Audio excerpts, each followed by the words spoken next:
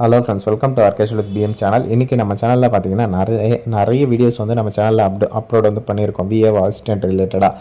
இப்போ வந்து பார்த்தீங்கன்னா முக்கியமான பிஏஓ அசிஸ்டண்ட்லேயே பார்த்தீங்கன்னா முக்கியமான நோட்ஸ் வந்து இன்றைக்கி வந்து எக்ஸ்ப்ளனேஷன் வந்து பண்ண போகிறேன். இந்த வீடியோவை லாஸ்ட் வரலும் ஸ்கிப் பண்ணாமல் பாருங்கள்.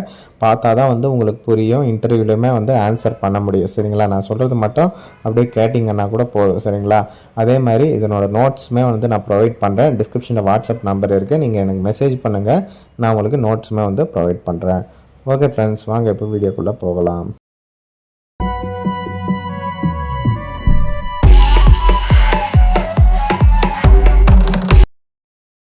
ஓகே ஃப்ரெண்ட்ஸ், வில்லேஜ் அசிஸ்டன்ட் நம்ம எல்லாருக்குமே வந்து தெரியும். அது ரிலேட்டடாக தான் இன்றைக்கி வந்து பார்க்க போகிறோம்.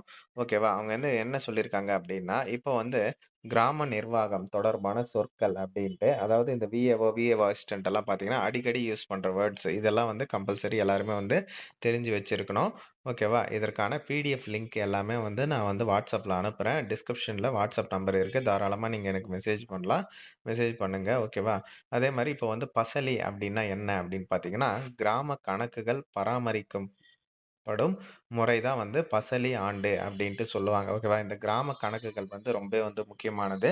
அதில் வந்து இந்த விஏஓ அசிஸ்டன்ட் அவங்க தான் வந்து பராமரிப்பாங்க. விஏஓ பராமரிப்பாங்க. சரிங்களா? அந்த ஒரு பசலி ஆண்டு இது வந்து ரொம்ப முக்கியமான கொஸ்டின். ஒரு பசலி ஆண்டுன்றது வந்து எப்போ ஸ்டார்ட் ஆகி எப்போ முடியுதுன்னு பார்த்தீங்கன்னா, ஜூலை மாதத்தில் ஸ்டார்ட் ஆகி அடுத்த மாதம் ஜூன் மாதத்தில் வந்து முடியும் அப்படின்ற மாதிரி. நம்ம எப்படி ஃபினான்ஷியல் இயர் சொல்கிறோம், அந்த மாதிரி தான் இவங்களது வந்து பசலி ஆண்டு அப்படின்ட்டு சொல்கிறாங்க. அதுக்கப்புறம் ஜமாபந்தி நிறைய இடத்துல நிறைய கிராமத்தில் வந்து நம்ம கேள்விப்பட்டிருப்போம். அப்பப்போ வந்து இந்த ஜமாபந்தி வந்து வைப்பாங்க அப்படின்ட்டு. அது வந்து எப்படின்னா, இப்போ அந்த அரசு கட்டுற அந்த வரி பாக்கி அதெல்லாம் வந்து இருக்கு இல்லையா? வரி கட்டுறது வந்து ஏதாச்சும் வந்து பெண்டிங் இருக்குதா, கரெக்டாக வந்து நடக்குதா அப்படின்றத வந்து சரி பார்க்கறது தான் வந்து அந்த ஜமாபந்தி வந்து வைக்கிறாங்க. இதுக்கு வந்து பார்த்திங்கன்னா அரசு சார்பில் ஒரு அதிகாரி வந்து நியமிக்கப்பட்டு அதெல்லாம் வந்து ஃபாலோ பண்ணுவாங்க அப்படின்றத வந்து மென்ஷன் பண்ணியிருக்காங்க. அதே மாரி இன்னொரு வார்த்தை என்னன்னா, ராஜினாமாக்கள் அப்படின்ட்டு வந்து இருக்கு. அதாவது பார்த்தீங்கன்னா, இப்போ விவசாயிகள் வந்து பார்த்தீங்கன்னா, ஏதாச்சும் ஒரு வெள்ள பாதிப்போ, இல்ல வந்து தீயினால் ஏதாச்சும் வந்து நிலங்கள் வந்து பாதிக்கப்பட்டுரும் இல்லையா? அப்போ வந்து பார்த்தீங்கன்னா, அந்த லேண்ட அப்படியே கவர்மெண்ட்டுக்கு வந்து குடுத்துருவாங்க. சரிங்களா? அதுதான் ராஜினாமா பண்ற மாரி. சரிங்களா? இந்த மாரி வந்து எழுத்து மூலமா எழுதி வந்து குடுத்துருவாங்க.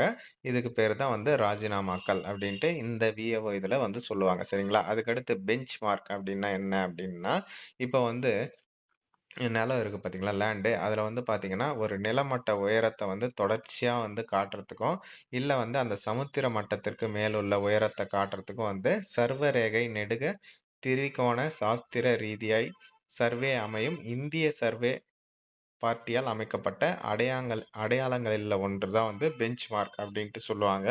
அதுதான் அந்த லேண்டோட உயரம், அதுக்கப்புறம் பார்த்தீங்கன்னா, அந்த சமுத்திர மட்டத்திற்கு மேல இருக்கிற உயரத்த காட்டுறதுக்கு அந்த லாங்கிட்யூட், லேட்டிட்யூடுன்னு சொல்லுவாங்கல்ல. அது மூலமா வந்து குறிக்கிற அடையாளம் தான் வந்து பெஞ்ச் மார்க் அப்படின்ட்டு சொல்லுவாங்க.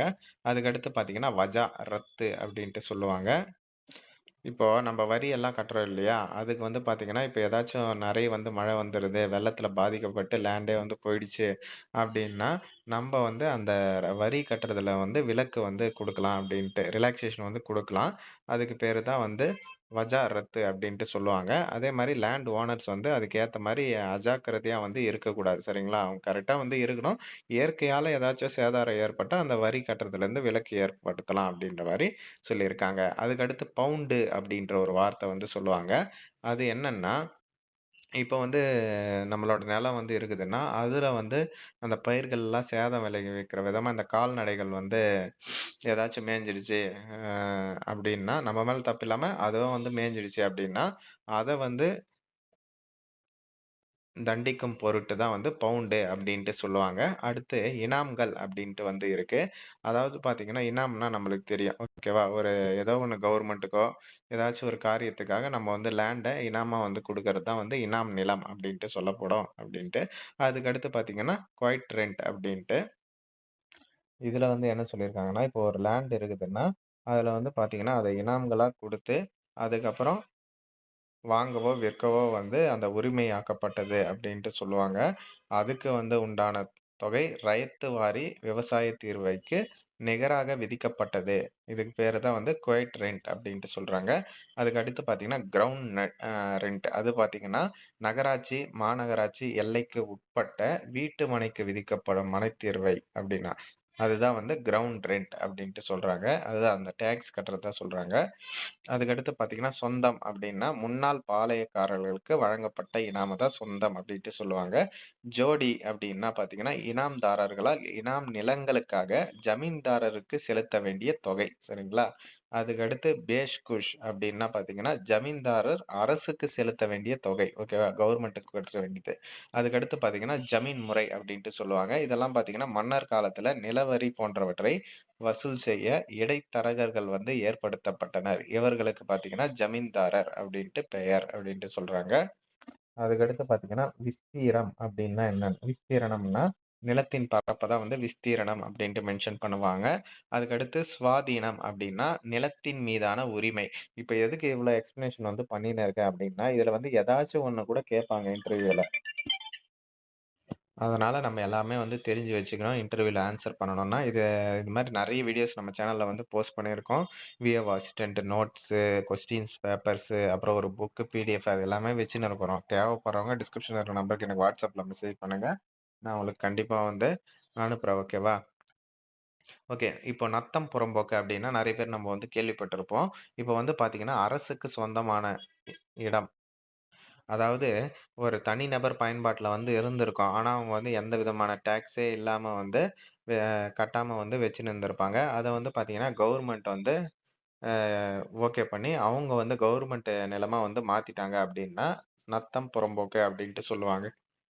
அடுத்து கிராம நத்தம் அப்டின்னா, ஒரு கிராமத்திலயுமே பார்த்தீங்கன்னா, இந்த குடியிருப்பெல்லாம் இருக்கு இல்லையா? அத மத்தவங்களுக்கு குடுக்குறதுக்காக, அதுக்காக ஒதுக்கப்பட்ட நிலத்த வந்து கிராம நத்தம் அப்டின்ட்டு சொல்லுவாங்க.